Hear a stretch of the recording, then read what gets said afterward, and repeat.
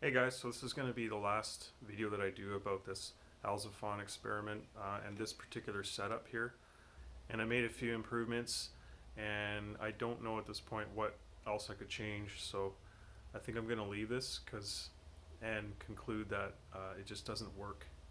So let me just go over the components of what I have set up here and sort of how they work. Okay, so if you haven't seen any of my previous videos, in particular the last one, I think I explained all of the components pretty well that I'm using here. So a lot of this is just made from scrap and stuff that I've had lying around, so it's not the ideal components and equipment, which can be very expensive. So anyways, I believe that I put something together here that should be good enough to at least detect something. You know, if this technique, if this theory is true and actually works, there should be some effect, something detectable. And what I briefly, all of this is what I put together just to regulate the amount of power going into the electromagnet, just to have some sort of control over it. And I use this signal generator to switch a relay. The goal is to have a constant current power supply for the electromagnet, which I don't have and don't want to spend money on that right now. So, but that's what all this is here. And then right here, this is just a 555 timer circuit. So, and that just switches this MOSFET on and off, which switches the gun oscillator diode down there, sitting on the top, which is rated for 9.3 to 9.5 gigahertz. And, I made a horn, which is supposed to allow the microwaves to exit the waveguide with very little impedance. So that was one mistake or one oversight that I had in previous attempts, was that the not having a proper horn or antenna at the end of the waveguide, or in this case the end of this resonator cavity. There's just too much impedance there, so most of the microwaves don't even exit the cavity. Okay, so this is the meter here to measure the magnetic field between the poles. The probe is under there. So this is the one sample here of aluminum. This is 99.999% pure, this pellet here. That's going to be right down there between those poles. Right down there. And that's about what it weighs, just over a gram. So I want to show here, see on the oscilloscope there, I'm going to turn this on here. So right now the gun oscillator is turning on and off. And these are 6 milliseconds on and 6 milliseconds off. So now I'm going to charge up this capacitor bank, because I need DC to go into those coils or into the electromagnet.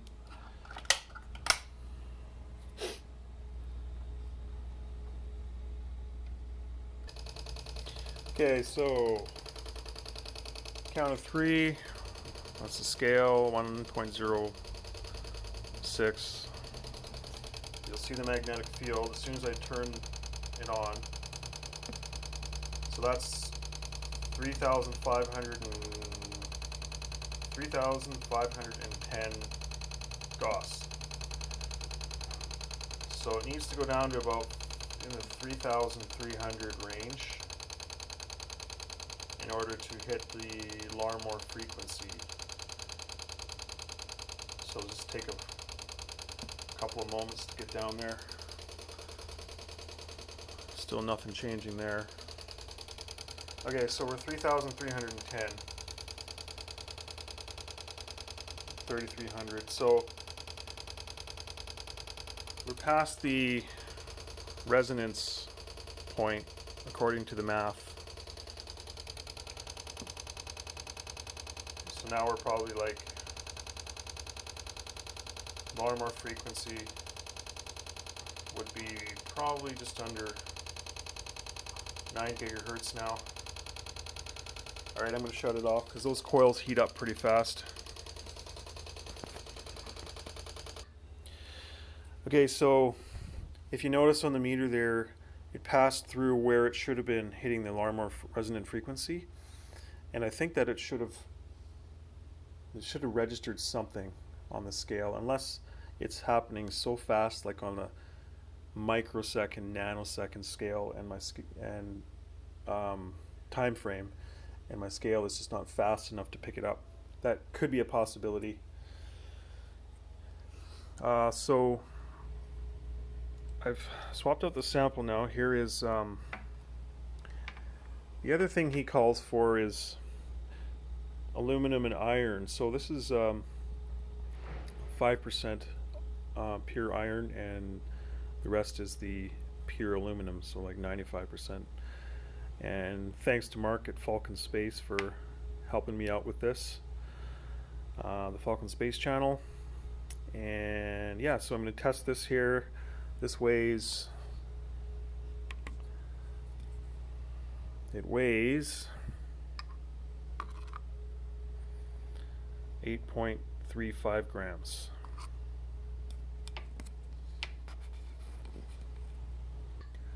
Okay, so it's now suspended down there between the poles and about the center.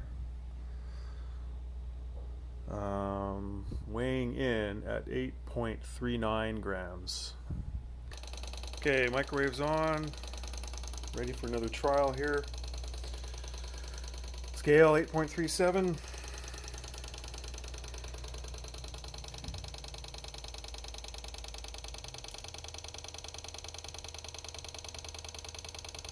So approaching the resonance point, or what we should be, 8.35 on the scale. 8.38. 8.36. Okay, it looks like it changed a little bit there. Let me try that again. 0. There we go.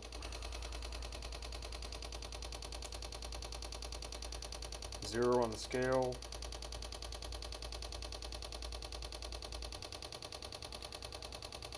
So we should be approaching resonance here and passing, and 0.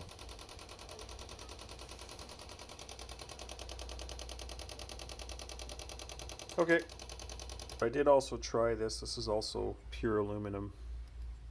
Yeah, I didn't see anything conclusive with this.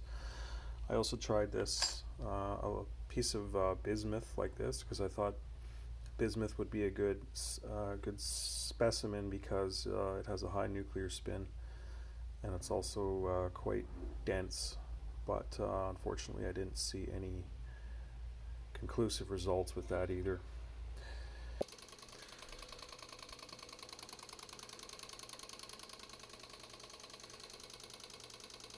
Okay.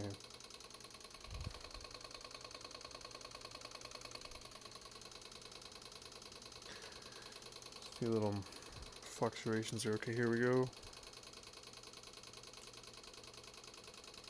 3,380 Gauss, 3,330, 3,310, 3,290, 3,230, 3,220 Gauss. Alright, I'm going to shut it off. Okay, just shut everything off. Back to 0. 0.0. Sometimes those little fluctuations happen.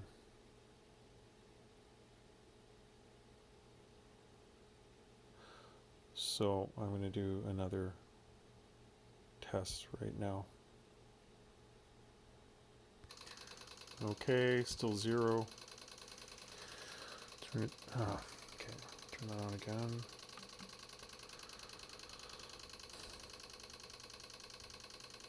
Alright. Oh, shut up. Nothing's on right now.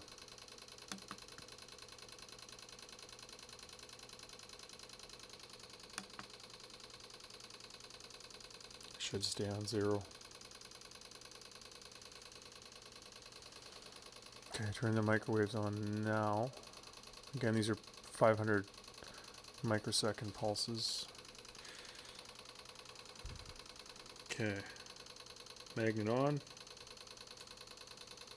322, 320, 319, 318, 320, 318, 316, 314, 31, too low. Okay, I'm going to stop. In addition to the results that I've been getting, there have been a few individuals, sharp individuals, that have noted that the graphs in that F.Alzofon reported in his 1994 experiment where he switched off the magnetic field and still noticed an apparent weight drop in the aluminum.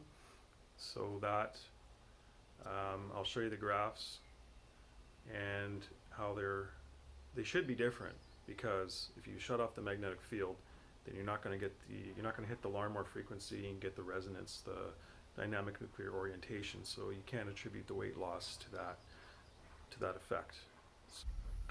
So notice here in test 3 and test 4, the graph is pretty much identical.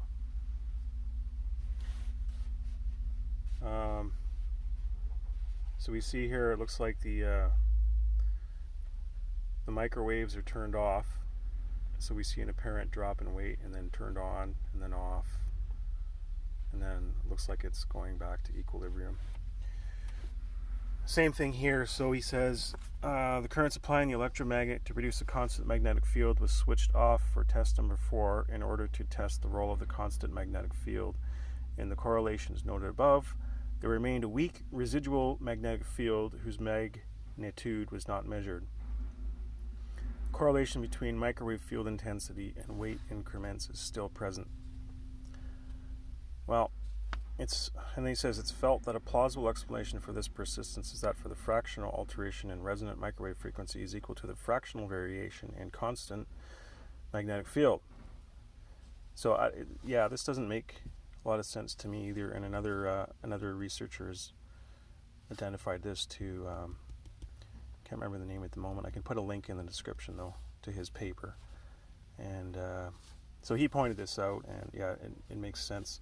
So it looks like the microwaves are switched off and then on and then off, so we're still getting the same apparent shift in weight just from, so the magnetic field is, so it's not due to dynamic nuclear orientation, whatever this is here. So in conclusion, it looks like this Alzofon's idea of dynamic nuclear orientation, or DNO or DNP, is not having any effect on the gravitational field as he hypothesized. If any of you feel so inclined to try this, I would suggest using cryogenic temperatures for the sample, like in particular liquid helium.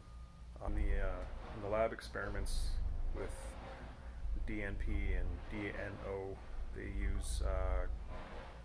put the sample in a cryogenic bath. Also, using a sample of powdered aluminum might be better, and having a more stable magnetic field. Thanks for watching, and I know it's a bummer this doesn't seem to work. It seemed like a great idea. So yeah, just be moving on to other stuff now.